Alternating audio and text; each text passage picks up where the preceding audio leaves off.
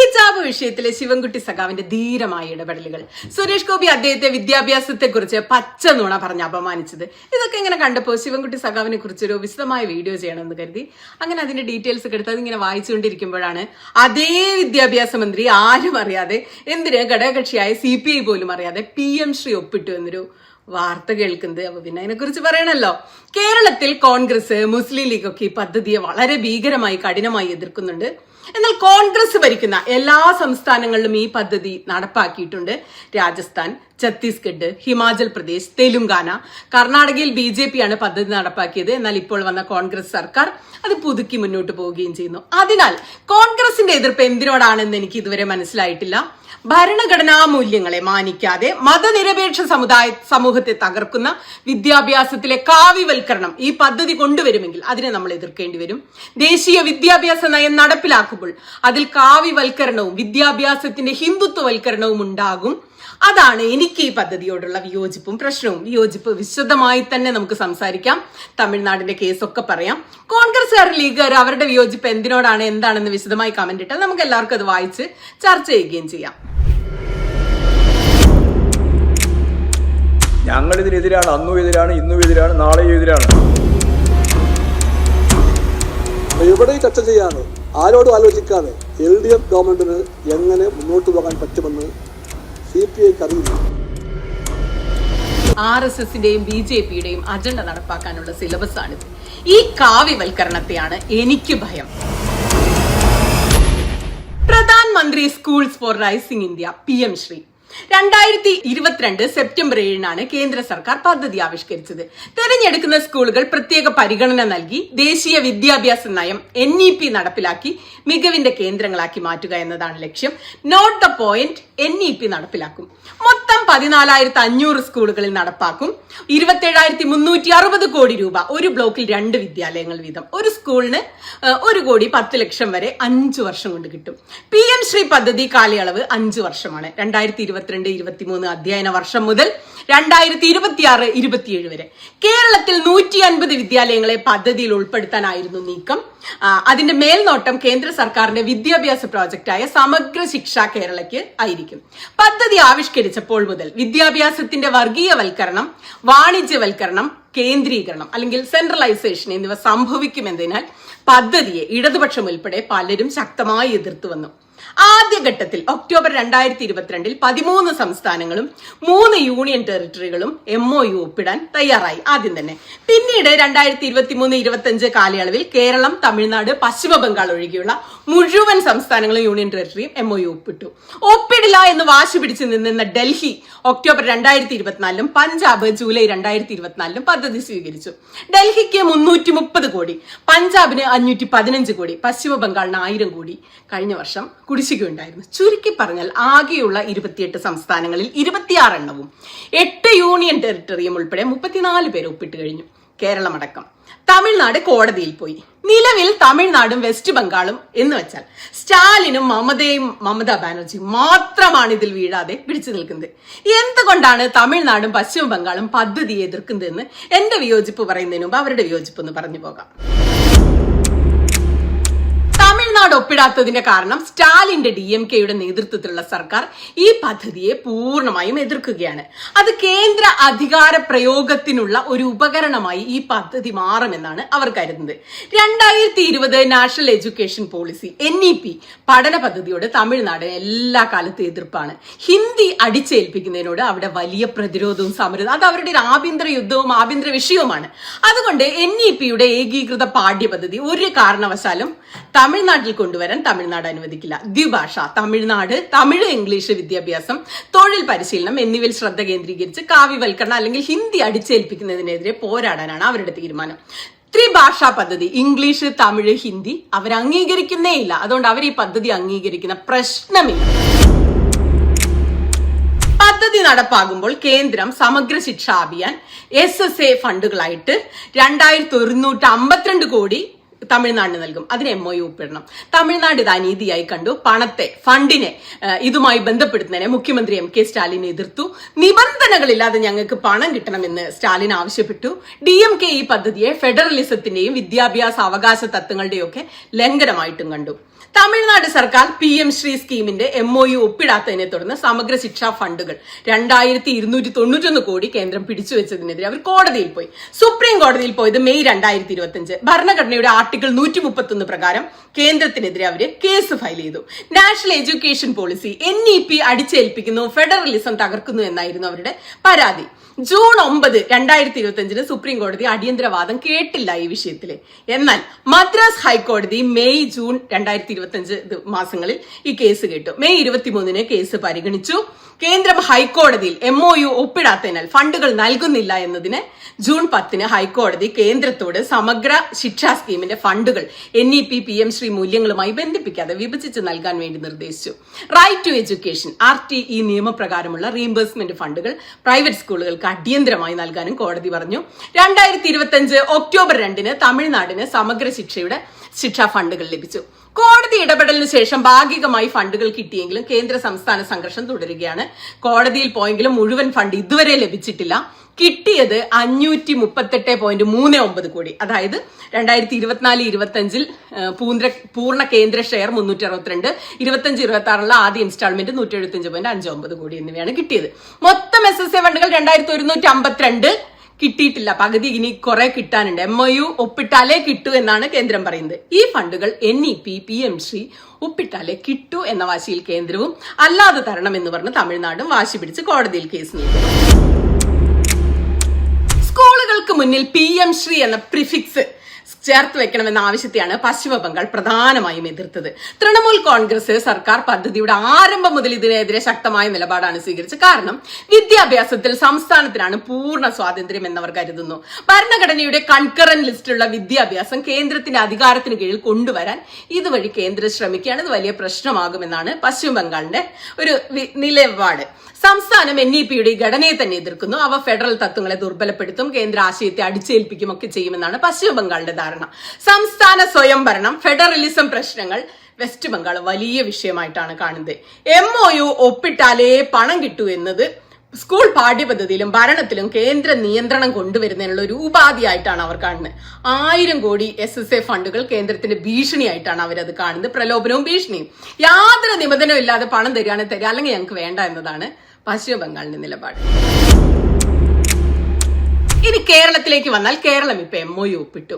LDFന്റെ ഘടകകക്ഷിയായ CPIയോട് പോലും പറയാതെ, ചർച്ച ചെയ്യാതെ, മന്ത്രിസഭാ യോഗത്തിൽ ചർച്ച ചെയ്യാതെയാണ് ഈ സംഗതി ഒപ്പിട്ടത്. ഇത്രയേറെ ഗൗരവമേറിയ ദൂരവ്യാപക അർത്ഥമുള്ള ഒരു കാര്യത്തിൽ വിദ്യാഭ്യാസം പോലെ ഒന്നിൽ കേരളത്തിലെ LDF ഗവൺമെന്റ് പങ്കാളിയാകുമ്പോൾ ഒരു MOU ഒപ്പിടുമ്പോൾ അതിനെ പറ്റിയുള്ള നയപരമായ കാര്യങ്ങളോ കണ്ടന്റോ ഒന്നും ഘടക പാർട്ടികളെ അറിയിക്കാത്തതിന്റെ അപ്പൊ എന്താണ് ഈ സർക്കാരിന് ഒളിച്ചു വെക്കാനുള്ളത് എന്നൊരു ചോദ്യം സ്വാഭാവികമായിട്ടും എല്ലാവരുടെയും മനസ്സിൽ ഉയർന്നു വരും. എന്തിനാണ് CPIയോട് ഇത് പറയാതിരിക്കുന്നത്? കുറച്ചുകൂടി സുതാര്യത ഇക്കാര്യത്തിൽ ആവശ്യമുണ്ട്, തുറന്ന ചർച്ചകൾ ആവശ്യമുണ്ട്, ജനങ്ങളെ ബോധ്യപ്പെടുത്തേണ്ടത്. എന്നാൽ CPM secretary MV Govinda master പറഞ്ഞ കാര്യം അതിലേറെ രസകരമാണ്. ഞങ്ങളുടേതായ നിലപാട് വ്യക്തമാക്കിയിട്ടുണ്ട്. PM ശ്രീയെ സംബന്ധിച്ചിടത്തോളം ഒരു സംശയമുള്ളതല്ല, ഞങ്ങൾ ആ നിലപാടിനോട് യോജിക്കുന്നതല്ല. എന്നാൽ ഗവൺമെന്റ് സംവിധാനത്തിന്റെ ഭാഗമായിട്ട് കാര്യങ്ങൾ കൈകാര്യം ചെയ്യുമ്പോൾ പണവും കിട്ടണം, നിലപാട് നടപ്പിലാക്കുകയും ചെയ്യും. പറഞ്ഞാൽ അവരുടെ നിലപാട് നടപ്പിലാക്കാൻ പറ്റുകയും ചെയ്യില്ല. ഈ സാഹചര്യത്തിൽ ഈ പദ്ധതി കേരളത്തിന് യോജിച്ചതാണോ? നമ്മൾ ഉയർത്തിപ്പിടിക്കുന്ന സംഘപരിവാർ വിരുദ്ധ രാഷ്ട്രീയത്തിനും പോരാട്ടത്തിനും എതിരാണോ എന്നൊക്കെ നമുക്ക് വിശദമായി പരിശോധിക്കേണ്ടതുണ്ട്. 1500 കോടിയുടെ SSA ഫണ്ടായിരിക്കും കേരളത്തിന് ലഭ്യമാകുക. ദേശീയ വിദ്യാഭ്യാസ പദ്ധതി NEP നമ്മൾക്ക് അംഗീകരിക്കാൻ പറ്റുന്ന കാര്യമേ അല്ല. അതിൽ വിദ്യാഭ്യാസത്തിന്റെ വർഗീയവൽക്കരണം, വാണിജ്യവൽക്കരണം, ചരിത്രത്തിന്റെ തമസ്കരണം, ചരിത്രം മാറ്റിയെഴുതല്, കേന്ദ്രത്തിന്റെ അധികാര പ്രയോഗം ഇതൊക്കെയുണ്ട്. അതിന് വഴങ്ങാൻ നമുക്ക് എന്തായാലും കേരളത്തിന് കഴിയില്ല. ദീപസ്തംഭം മഹാശ്ചര്യം നമുക്കും കിട്ടണം പണം എന്ന ലൈനിൽ നമുക്ക് മുന്നോട്ട് പോകാനേ പറ്റില്ല. പണം കാണിച്ചും വഴങ്ങാത്തവരുടെ പണം പിടിച്ചു വെച്ചും സംസ്ഥാനങ്ങളെ വരുതിക്ക് കൊണ്ടുവരാനാണ് കേന്ദ്രം ശ്രമിക്കുന്നത്. ഇത്തരത്തിൽ തമിഴ്നാടിനെ പോലെ ത്രിഭാഷാ രീതിയോട് നമുക്ക് യാതൊരു വിയോജിപ്പില്ല. ഹിന്ദി പഠിക്കുന്നത് ഇന്ത്യക്ക് പുറത്തും ഇന്ത്യക്കകത്തും ഒക്കെ സഞ്ചരിച്ചപ്പോൾ ഉപകാരമുള്ള കാര്യമായിട്ടാണ് എനിക്ക് വ്യക്തിപരമായിട്ട് എന്റെ അഭിപ്രായം. ഇംഗ്ലീഷും ഹിന്ദിയും മലയാളവും പഠിക്കുന്ന പഠന രീതിയോട് എനിക്ക് യോജിപ്പാണ്. മിക്ക മലയാളിക്ക് യോജിപ്പ് തന്നെ ആയിരിക്കും എന്ന് കരുതുന്നു.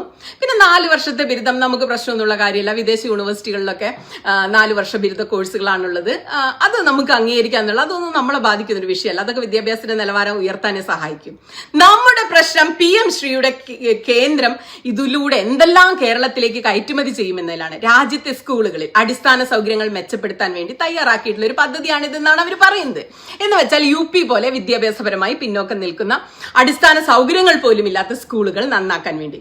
നമുക്കത് ആവശ്യമുണ്ടോ എന്നൊരു സംശയം നമ്മളെ മനസ്സിലുണ്ട്, എന്റെ മനസ്സിൽ എന്തായാലും ഉണ്ട്. നമ്മൾ വിദ്യാഭ്യാസ നിലവാരത്തിലും അടിസ്ഥാന സൗകര്യ നിലവാരത്തിലും ഒക്കെ വളരെ മുൻപന്തിയിലാണ്. 14,500 സർക്കാർ സ്കൂളുകളെ മാതൃകാ സ്ഥാപനങ്ങളായി ഉയർത്തുമെന്നാണ് PM ശ്രീ പദ്ധതിയിൽ കേന്ദ്ര സർക്കാർ പറയുന്നത്. 27,000 കോടി രൂപ ഇതിനായി ചെലവാക്കും.